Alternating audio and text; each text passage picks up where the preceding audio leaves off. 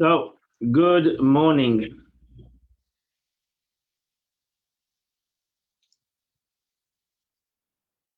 morning, everybody. As we learned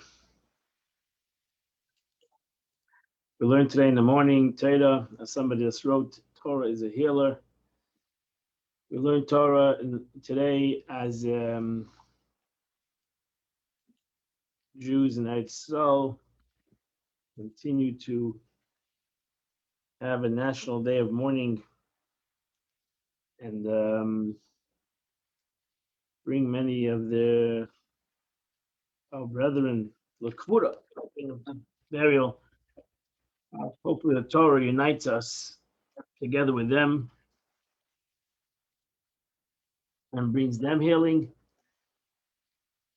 and brings a unity in the Jewish nation that I think that we all need. The unity of the Jewish people as we come closer to the holiday of Shavuos, which the holiday of Shavuos, over there it openly says that before the giving of the Torah, it says, Vayichan Yisrael, ki ish echad b'leiv echad, that the Jewish people encamped around the mountain, ki ish echad, like one person, b'leiv echad, with one heart. I think today all Jews have united in one person and one heart to the feelings of other Jews, wherever they might be, whether you know them, you don't know them. We are like one person and one heart. And what unites us is the Torah. Torah unites us as one. The Rebbe would always say, we have one God, one Torah, one land, and we are one people. Shleimus HaTorah, Shleimus HaOretz, and Shleimus HaAm. The unity, the complete aspect of the Torah, the complete aspect of the land of Eretz Yisrael, and the complete aspect of the Torah, Shleimus HaAm, the unity of the nation. So let us learn in their memory, and also to bring healing to those that are still not well. So, my friends, we are in the depths of learning very Kabbalistic concepts in Chassidus, in Kabbalah, and the Alter Rebbe touched on something last week. We ended off. The Alter Rebbe touched on something, the aspect of the creation of the world. We say in Pirkei Avos, in Ethics of Our Fathers, we say, "V'asara ma'amoris divrei olam." That God created the world with 10 utterances. And what are the 10 utterances? That's what's brought down in Genesis.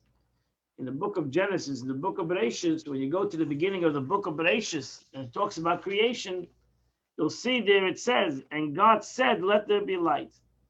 And there was light. And God said, Vayemer Hashem, and God said, let there be earth. And there was earth. And God said, let there be vegetation, so on and so forth. Asara my mother's 10 utterances. With 10 utterances, God created the world. And the only difference is in the 6 days of creation, which God created the entire world and everything that's in the world. When he created man, he created him in 2 entities. In the aspect of his body, where he said, or he gathered the earth, and then he blew within his nostril. Chassidus says that the aspect of creation of man had within it its physical and its spiritual side, which is everything has within it physical and spiritual, but a human being has within it a greater concept of spirituality because he was not created through speech, he was created through thought. But that's not the concept over here. But the Alter Rebbe wants to talk about the aspect of the creation of the world through speech. God created the world through speech. What kind of a speech? God doesn't speak. God created the world through speech, through the 23 letters of the Hebrew alphabet. The letters of the Hebrew alphabet are not just letters. They're called Lashon Kodesh. They're called a holy tongue. They're words. That's why Jews throughout history, in the times of the Gemara, the Gemara is in Aramaic. They spoke Aramaic, Yiddish, because they wanted to leave the words of the holy words for the Torah itself. Lashon Kodesh should be left for the Torah. So, because they're holy words, but more than that, the aspect of the holy words, they're actually creative words. The Eibishter God created the world through the letters of the alphabet. That means these are not just letters like English letters. The Hebrew letters are like living letters. And if you learn Talmud, you'll understand this even more. Because you see that how in the Talmud, they take each and every letter of the pasuk, and each and every letter, we can learn a whole law on an extra letter. Not only on an extra word, but an extra letter. We have the concept of the 13 ways the Torah is expounded upon. Gezeda Shava, Binyan Ab. These are all the way the letters in the Torah are written. So you find a letter here and you find a letter there, and now we're going to make a shidduch between them. You find the extra letter here, you find the extra letter there, or missing a letter here. The letters are living words. The letter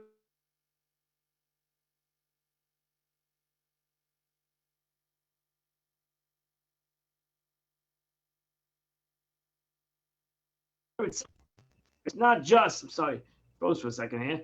It's not just a concept of another letter, another word. So the Alter gives an example of the word Evan, the word Evan, which is a stone. So the word Evan, Aleph, Vez, Nun. That is the DNA of the stone. Aleph, Vez, Nun. If you know the meaning of the letters Aleph, Vez, and Nun, you would know why this stone is in such a form and such a density in the way it is because it has within it Aleph, Vez, Nun. So to humanity is called Adam. Adam. Now the truth is, I'm going to share with you. This is the Tanya we're holding right now. But I'm going to share with you the letter Aleph. So if you take the letter Aleph,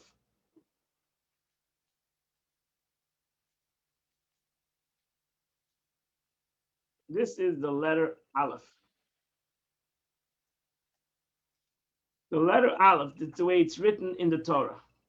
The letter Aleph. The Alter Rebbe said we have to teach our children when they start learning Aleph base. He told about his own child that you should teach him what is the meaning of the letter Aleph.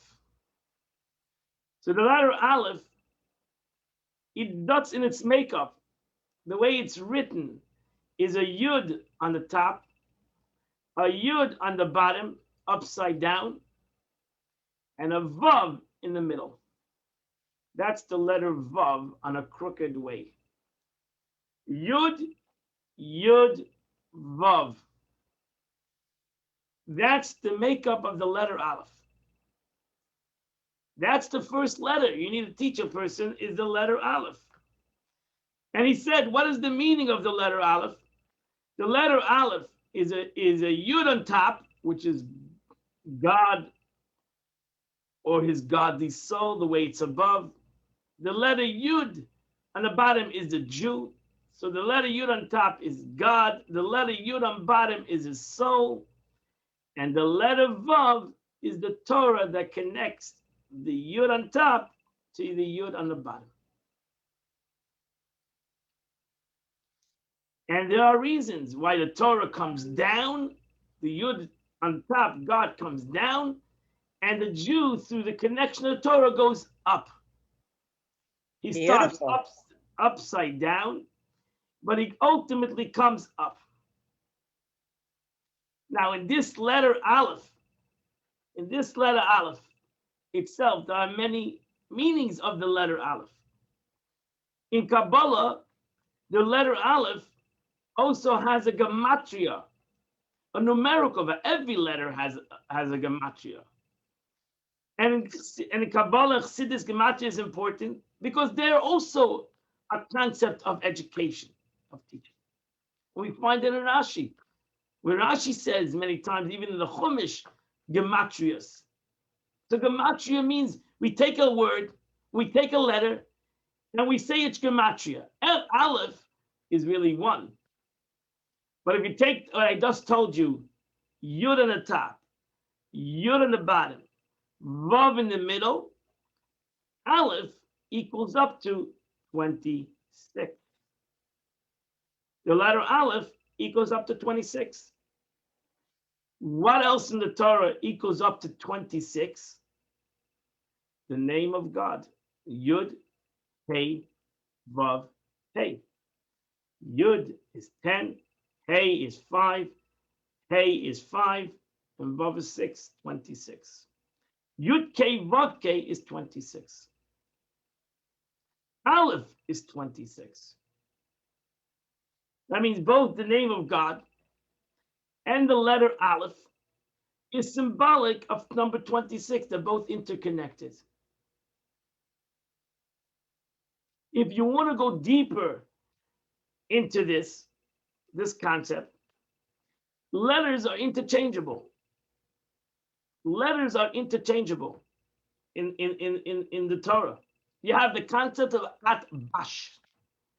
Atbash means the Aleph is interchangeable with the Taf, the last letter. The Bay is interchangeable with the Shin. The Gimel is interchangeable with the Reish. Atbash. Also, you have the interchangeable between the Aleph and the Vav. They are called the connecting letters. Aleph to Vav. Tes and Ayin are interchangeable.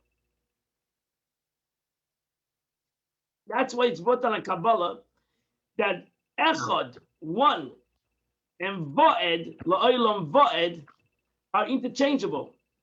Because Aleph is the Vav, Tes is the Ayin, and the Daled is Echad and Va'ed are interchangeable. But we can go even further.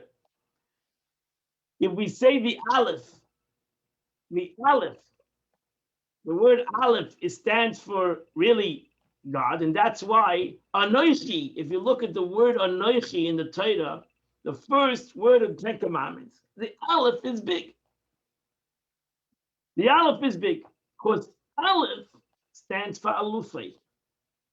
The word Aleph stands for Alufei Shel Olam, God, the master of the world. Aleph. It's brought down, the Aleph, that would bring down, the Aleph stands for Alufei, which is the master of the world.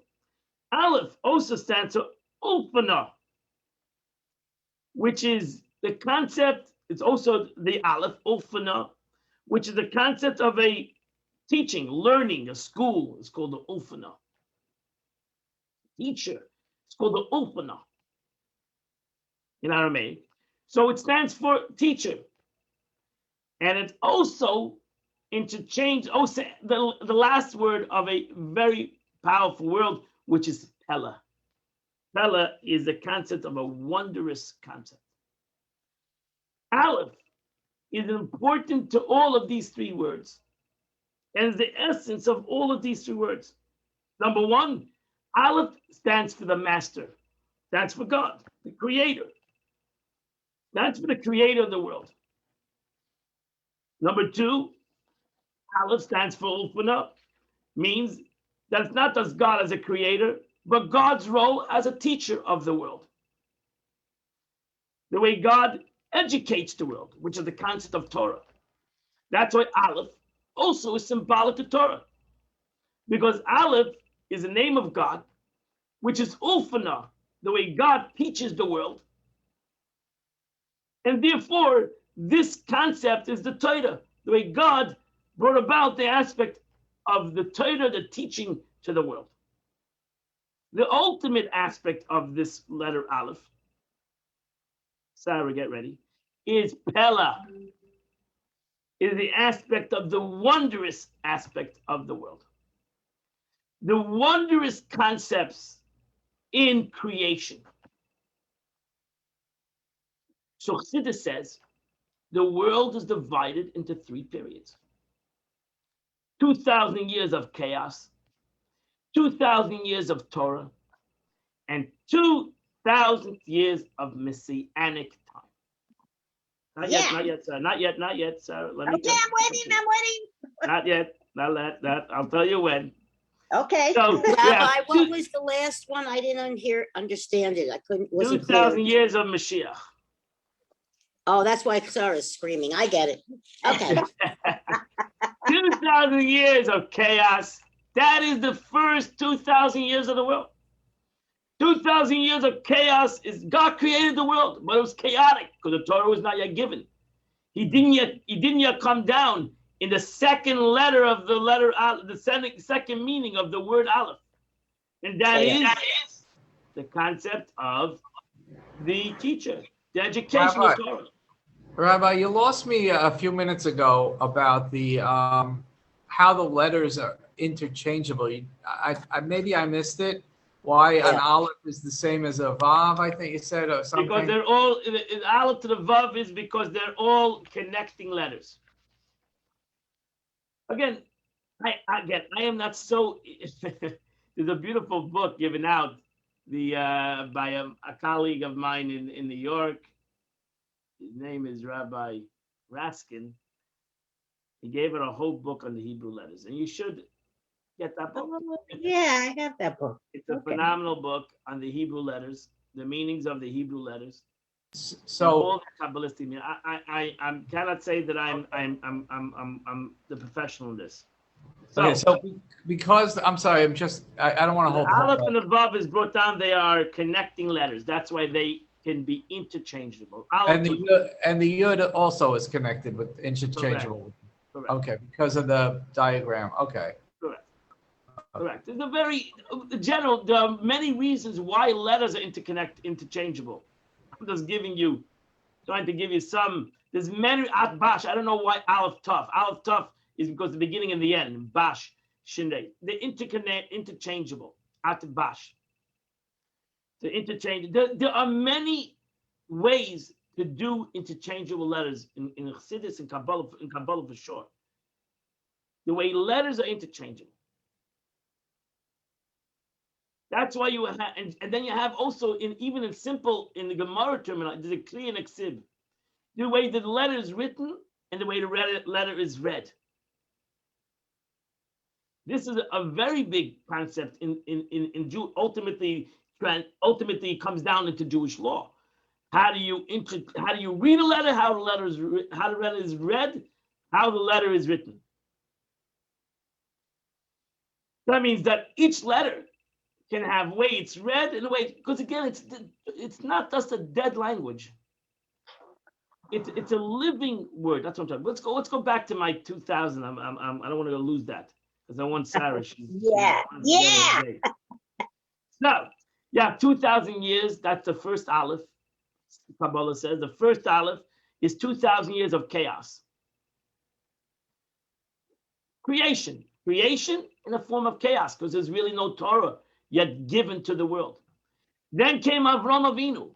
Abraham started the next 2,000 years.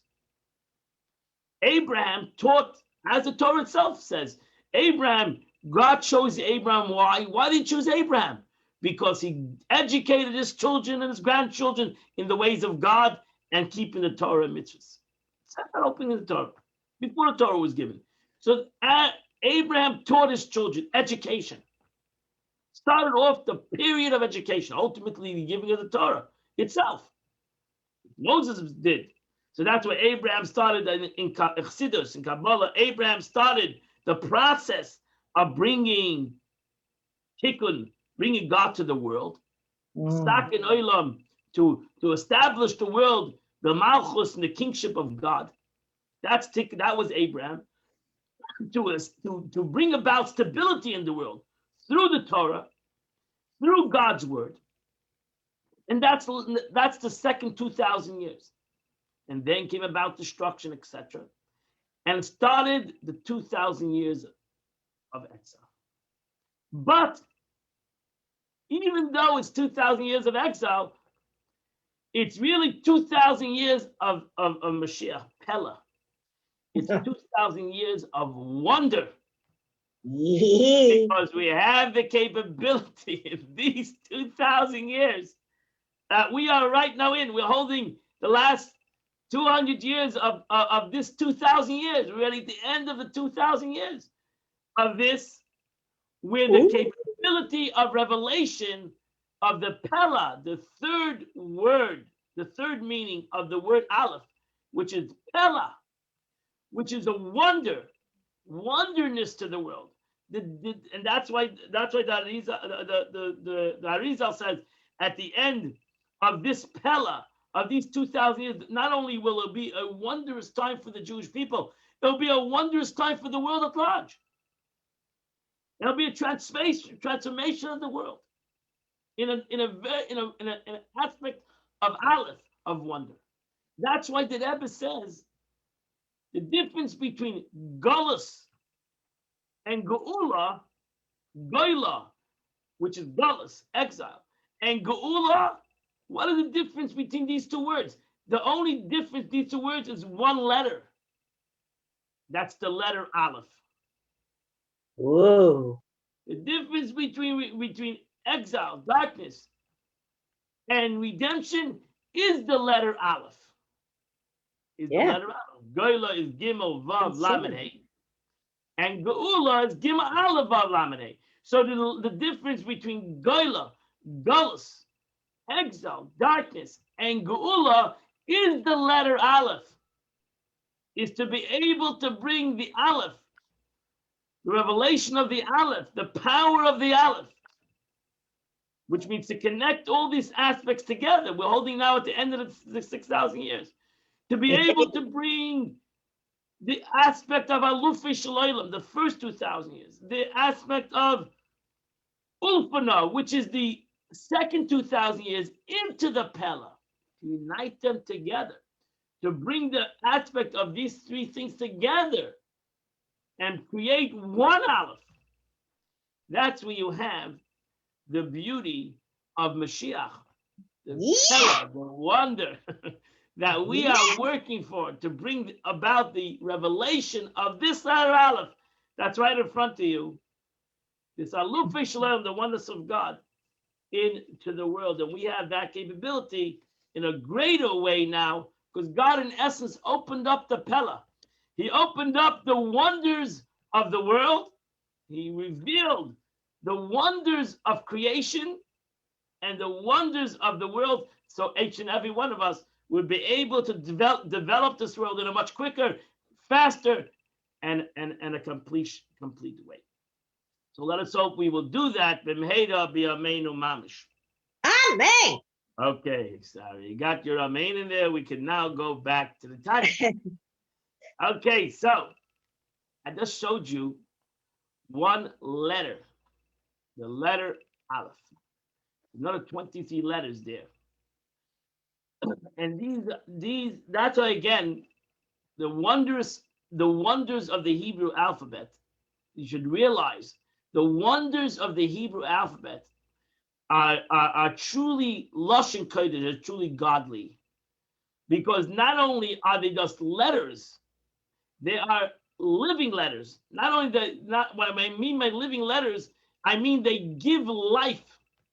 They give life to everything. So that's why it's important. Also, one of the reasons why Chassidus and Kabbalah and Torah says it's important you know your Hebrew name. And if you don't have a Hebrew name, to have a Hebrew name. Because it's not just a name. an English name. An English name, an English name. A Hebrew name is the life force of your neshama. Is the DNA of your life. It gives a human being its life. And that's why by a boy we give a Hebrew name on the bris. By a girl, we give the Hebrew name as quick as possible. The first time that we can read the Torah, we give the child her Hebrew name. Because that's the essence of his soul. And that's why it says that when you give your child, a parent gives a child a Hebrew name, they have Ruach HaKodesh. They have in their lifetime, Ruach HaKodesh. Every parent has Ruach HaKodesh as divine inspiration to be able to give his child the name that is going to be that's going to give his life to the soul of this child. And only God knows the makeup of the soul of this child. That's why it's brought down that every person's name is in the Torah. You have to be able to know how to find it. You have to be able to know how to mix the letters together and how to be able to find your name, either through a very straightforward way, or through a gematria, or through a tarbash, the mixture of the letters, the changing of letters. So the Alter Rebbe says, for the example, he gives the example of the word even, stone. So stone has to be in Asara Mamoros. Stone, the word even needs to be in Asara Mamoros, in the creation of the world. You're going to look through the verses of the creation, you're not going to find the word stone, even. But if you know how to do these different ways of taking all the letters and mixing them and developing them, whether through gematrias, whether through interchanging, you're going to be able to find the word even in the creation of the world. Don't ask me where the word even is.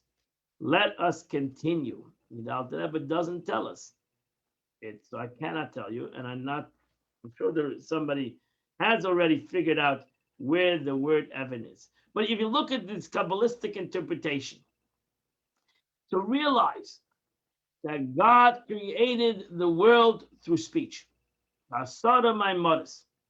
Even, let's start over here. This is the thought that is expressed by the Arizal, a blessed memory. That even in something that is an inanimate object, like stones, offer, earth, mayim, water. Yes, there is a soul and spiritual life force in it. What is the meaning when I say a soul? This is meaning simply that these 10 utterances, these words that God said in the creation of the world, Hamachaya, that gave them life, or Mahavis as a diamond, which gives life and existence to the stone. Lios yesh me'ayim ve'efes, enabling it to come into being out of naught and nothingness that preceded the 6 days of creation. Now, as the Alter Rebbe says, look in the Torah. We all can open up a chumash, and you're not going to find the word even. You're not going to find the word even in the book of in the beginning of the Torah, in the creation of the world. So where is even? Alter Rebbe picked the word even. You can pick 100 words. Where is the word even?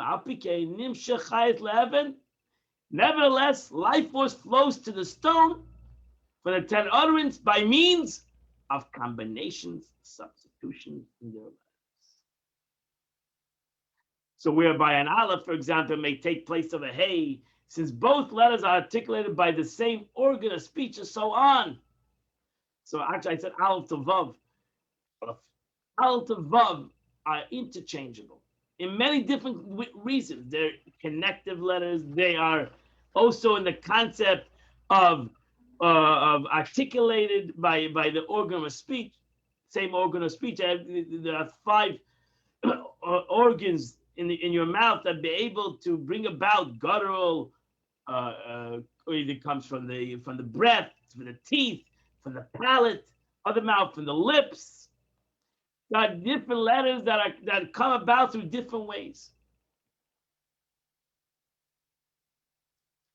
Hamizgala, this is really what we need to go and figure out.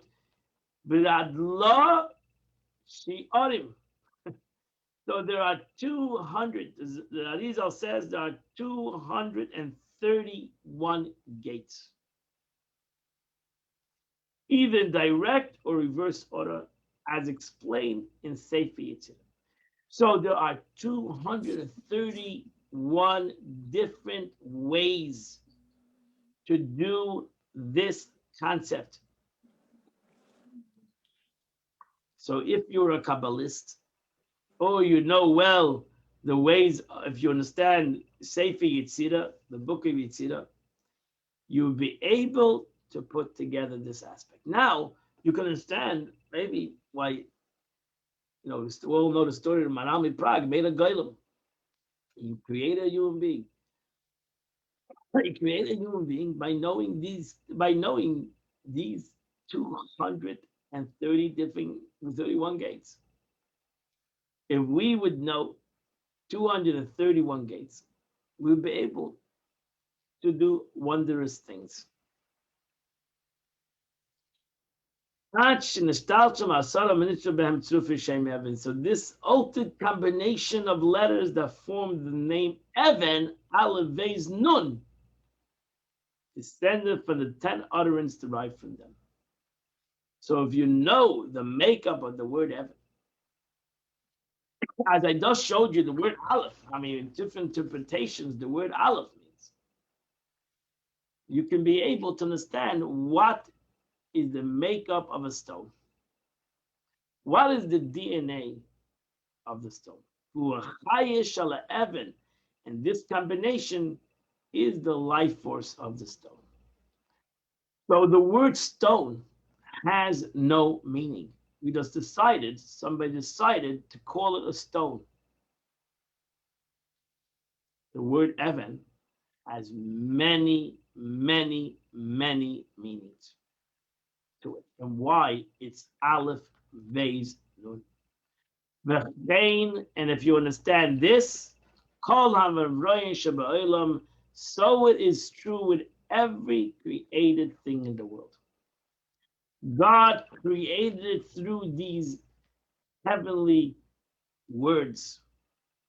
And that's why it says that the truth is that the one who gave the names of everything in the world in Hebrew, in Lashon Kodesh, was Adam Arishon. Adam Arishon, on the first day of creation, everything was brought before him, and he gave it its Lashon HaKodesh name. He said that is an Evan. That is a Shoir.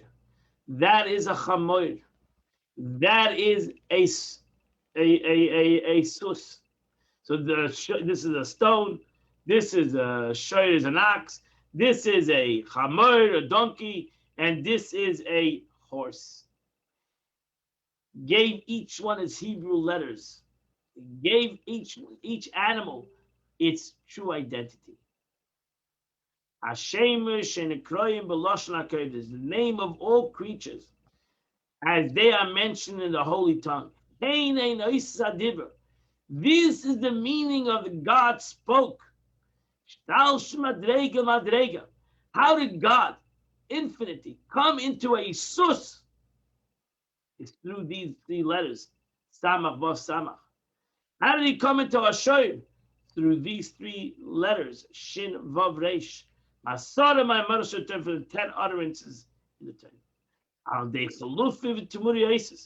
By the means of the substitution and transposition of the letters, through 231 gates, till it came down and invested itself, thereby giving it its life. This descent is necessary because individual creatures, unlike more pervasive beings such as a heavens, earth, sun, and the moon, cannot receive their life force directly from the actual 10 utterances recorded in the Torah. So that's why you have the name sun in the Torah, Shemesh. But the other things don't have a name in the Torah. Evan. So you have in Yivra Lakim as Hashemesh, as Alavana. These things have a name. Adam. Man was given the name Adam. Because of there you can have it's right. You can see right away. It does not have to come through a mixture of words like a matria. You have the word Adam. And they cannot receive their life first, only descended in a progressive, diminished degree by degree, by the means of substitution, transmutation of the letters. And then gematria, which is the numerical value. The life force may be mudded that it reaches a created being not through a transposition of the letters, but merely through the numerical equivalent.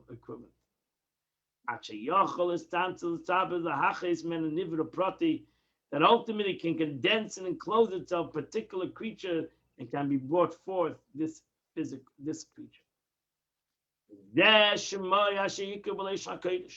And this is the name that's called in Hebrew in the Holy Tongue. Is the life force where it's condensed into the letters of this name.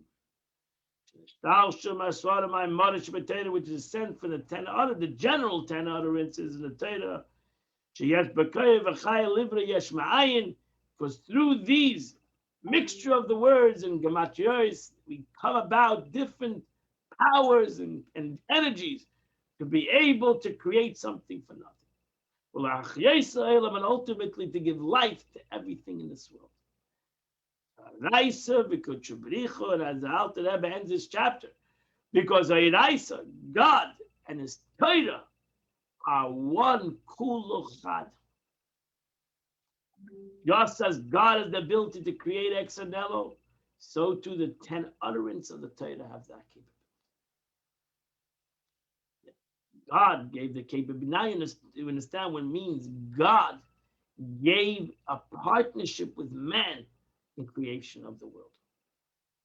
Because God gave each and every one of us the Torah. And just like God created the world through the words of the Torah, we create the world on a continuous basis through the words of the Torah.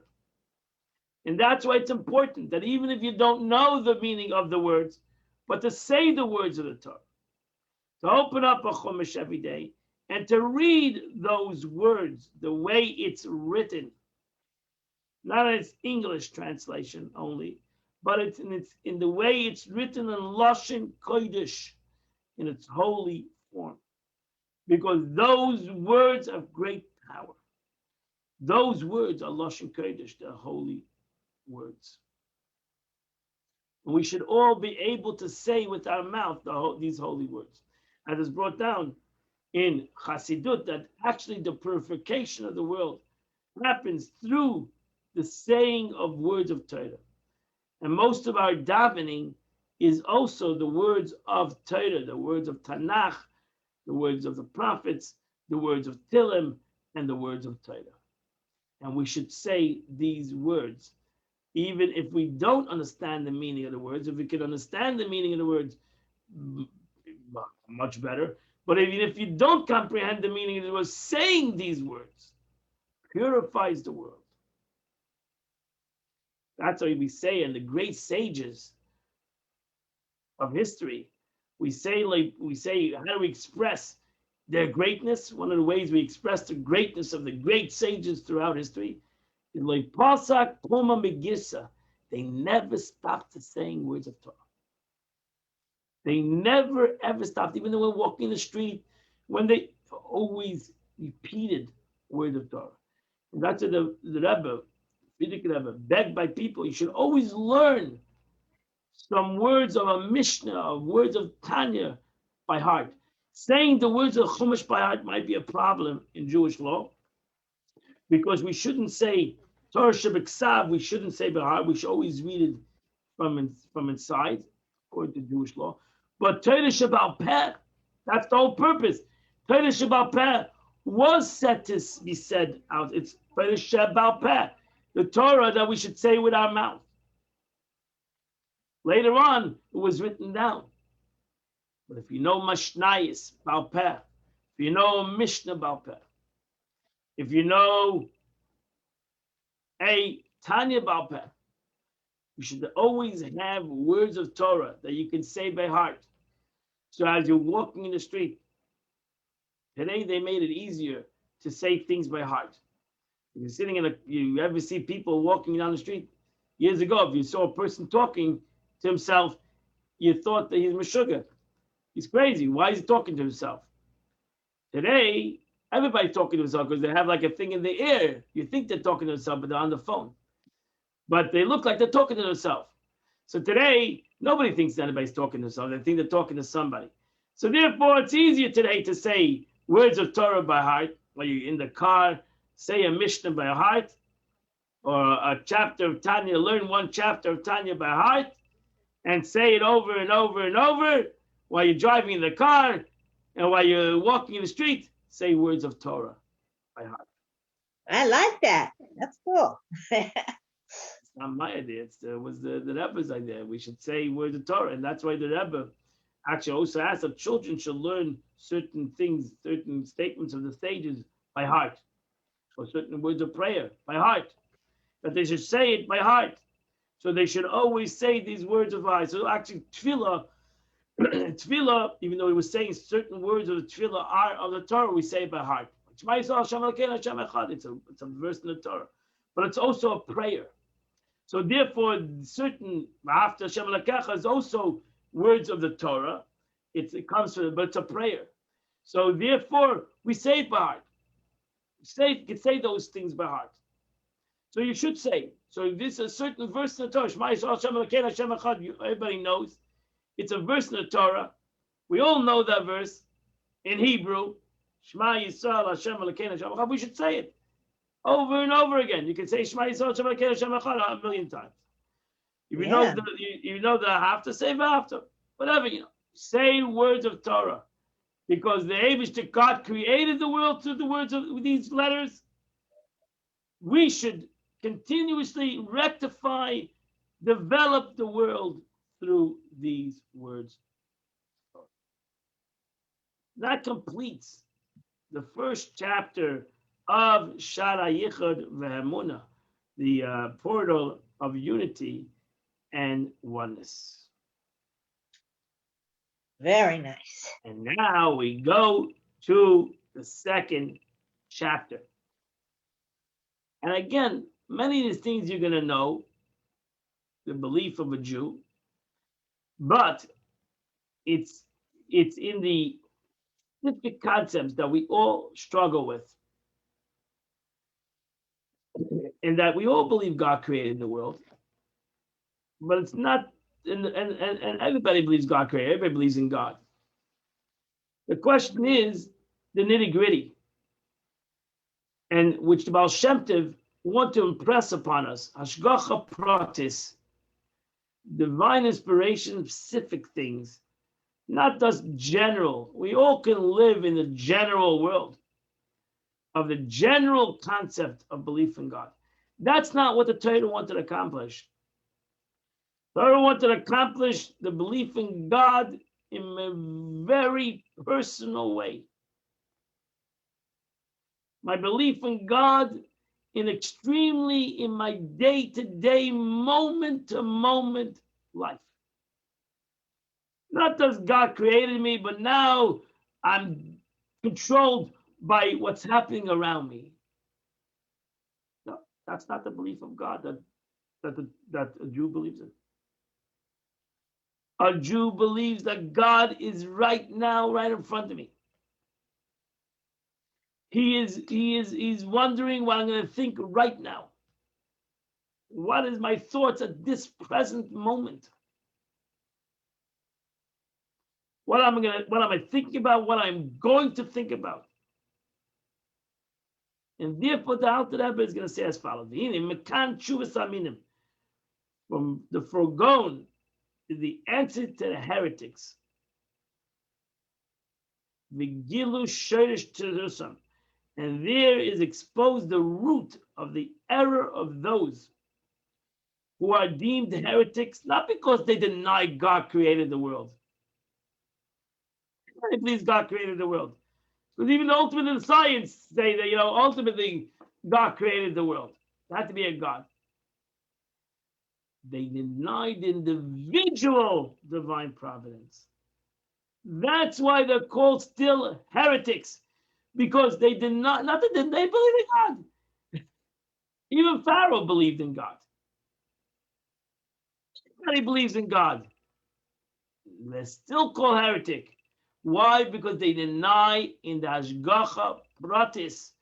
They deny in the individual divine providence, in the signs and miracles recorded in the Torah.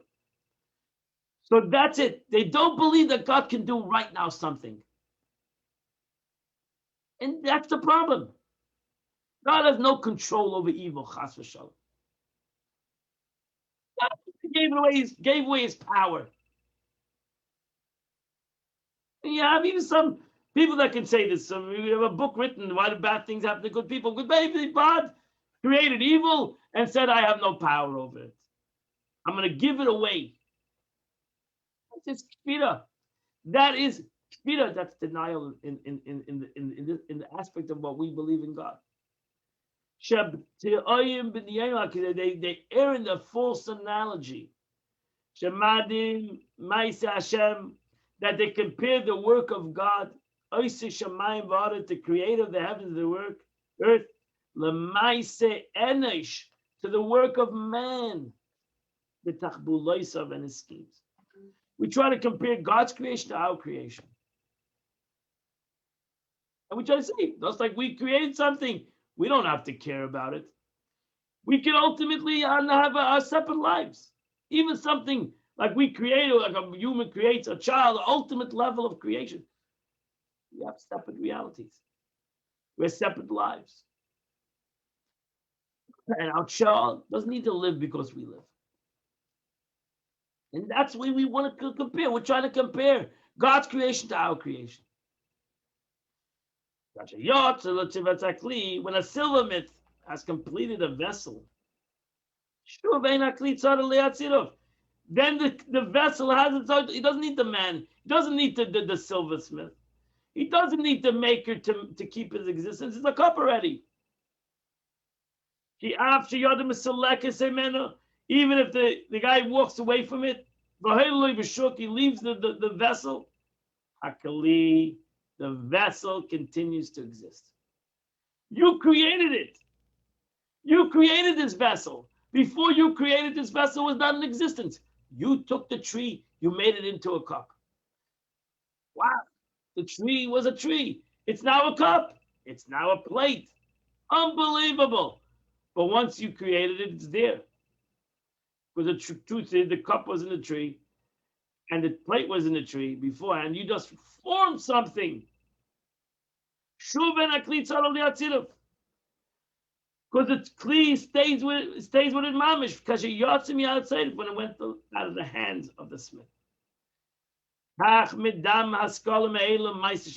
way that's the way these fools conceive the creation of the heaven and the earth. The truth is, these fools are us. All of us are foolish. We think Bashit, the Abishah created something, it has nothing to do with us anymore. We have to find him someplace. He's right here. The Abishah created me. He needs me. He creates me continuously. So they imagine the heavens and earth as once created, no longer in need of a creator. They therefore deny the individual divine providence and the signs of miracles according to the Torah. They say, what David doesn't do with the world anymore? What's a miracle? Everything is natural, divine, everything is nature. Whoa, it hasn't changed. This philosophy, the philosophy of the power of nature has not changed. We continue to we continue to believe in this thing. There was something wrong with the sound again. I'm sorry. Do you hear me, everybody? Yep, Oh, we hear you. you hear me clearly? Somebody said there's something wrong with the sound. I can hear you, but it's distorted. What do you want? I'm not totally normal. No, it's your ears. Oh, that's good. Oh, yeah. Just kidding. Just kidding. Their ears. Okay, I'm sorry. Listen, I don't know what I'm trying my best. I don't know the technology here. So they don't believe about the power of creation at time chosen to change the course of nature. We believe in nature, the power of nature. Power of nature. Seeming like the power of nature it has its own agenda. Even we dive in every day. We say Masha v'rocha me'nag Hashem. The power of the ruach. We think, oh, this is nature. Something in India is created, and then bingo, and in a couple of months it's going to be here. The Eibishter, God, Shkacha Pratis, the rain, the winds, everything is there. Ashgacha Pratis, divine providence. Hash v'shon, to think that so to say, God created the world, left the world in its natural form, and now go pray to the stars. Go pray to the powers of nature. Mother Nature. Everything is needed. The Eibishter controls the nature of the world. The natural forces of the world are all controlled by HaKadosh Baruch Hu. And therefore we pray to God. Sure, God put things into nature. But God controls nature. He controls nature, not that he put a system of nature in and now that's what's going to happen. No, the Eibishter made that natural force is being created now. That nature is happening, is God creating that natural force right now. And therefore, if the Eibishter wants to change that natural force, he can change it right now. Just like he makes the nature right now, he can change the nature right now. So it's not that, but yeah, the Eibishter, God did put a natural force. And the world will go into it. But that's happened. That the point of the Baal Shem Tov, the teaching of Baal Shem Tov, is that nature is created right now.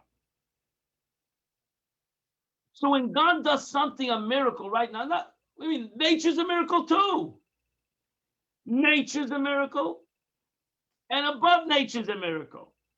They're all a miracle, because not that the Eibishter created something 6,000 years ago, or whatever, 5,000 something years ago, and walked away and said, okay, now I've left it to the forms of nature. No, the Baal Shem Tov says the Eibishter, God creates nature right now.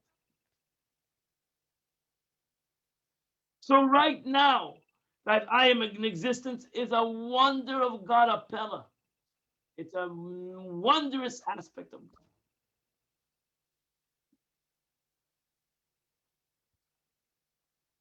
However, their eyes were covered, so they did not see the great difference between the work of man and his and his machinations, which consists of making one of exist things out of another already existing thing. Yesh mi yesh. That's why Chassidus says the difference between man and God is like man creates something from something, while God created something for nothing. Man only changes forms and appearance. God gave the capability for man to take something and manipulate it.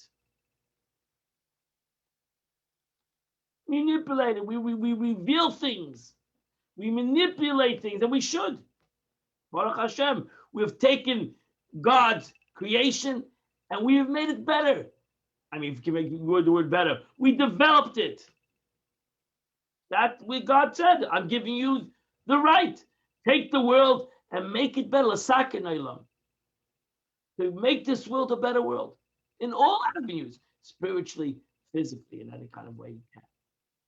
But to say you created the world, man created something. Created nothing. God created everything. Man developed things. And God revealed things so man can even develop things even more. From the ingot of silver to a vessel. So man's work merely consists of shaping pre-existing mass. Moreover, even the new appearance already existing into potential. For the nature of physical matter, such as silver, is such that it may be extended and bent and made to assume different shapes and forms. Thus, it's in reality, the craftsman did not change the matter at all. Hence, once he finishes shaping his artifact, he can leave it on its own device, secure in knowledge that it not need him anymore. You can't compare that to the creation of the world. L'maisa shamayim v'aretz, to the making of the heavens and earth, yesh me'ayin, that is something from nothing. So before the heavens were created, they simply did not exist. Only after they were created did they come into being, an existence entity. Their being is thus something something utterly novel, something which previously had not existed at all. In such a situation, the Alter Rebbe will soon conclude. The creative force which brings them into existence must continuously recreate them in order for them to exist. Where they're forced to withdraw for even a briefest moment, the creation will revert to nothingness.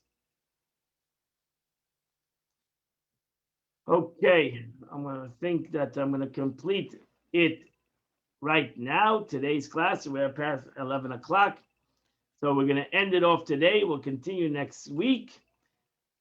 So very powerful teaching the concept that we really need to all, we don't have to listen to the aspect of belief in God. Yeah. Actually, it's something that we all struggle in our own understanding of divine providence. Alter Rebbe wants to emphasize the teaching of divine providence, that we all have to realize that what's the meaning of divine providence. And what is the meaning? And why we make a bracha every day? You think about it. This translates into our day-to-day life, because every day we thank God for giving back our soul. Every day we thank God for seeing. Every day we thank God for hearing. Every day we thank God for speaking. Every day we thank God for standing up. Every day we thank God for every day in the morning. The Gemara says, really, we should thank God every moment that we see. Every moment that we breathe, we should thank God. Who gave us the capability of breathing every moment? But thank God, the God says, thank me once in the morning. Wake up in the morning, say the 15 blessings, and I'll accept it. I'll accept that. But what, God needs you to thank him? What do you think God needs you? God, if you're not going to thank him, he's not going to do it. No, we need to thank God. We need to realize the wonder of God. That Baruch Hashem, we can see, we can breathe, we can eat, we can move, we can walk and talk and everything else that God gives us the blessings of the Eibishter every single moment of the day. True. That's Hashgacha Pratis. That's the meaning of divine providence. God bless us all. Sometimes we see through tragedy, we wake up to realize the greatness of life, greatness of health, the greatness of whatever the Eibishter gives us in our day-to-day life. We sometimes we realize it, Pastor Shalom, is the opposite of life. I wish you all a wonderful week, a happy week, a healthy week. And Mitchum, this Thursday, we continue 30, the lesson about Mashiach. Yay. Yashkaya, Rabbi. Hello, Karen and Moshe. You can't see us, but we can see you. Hi,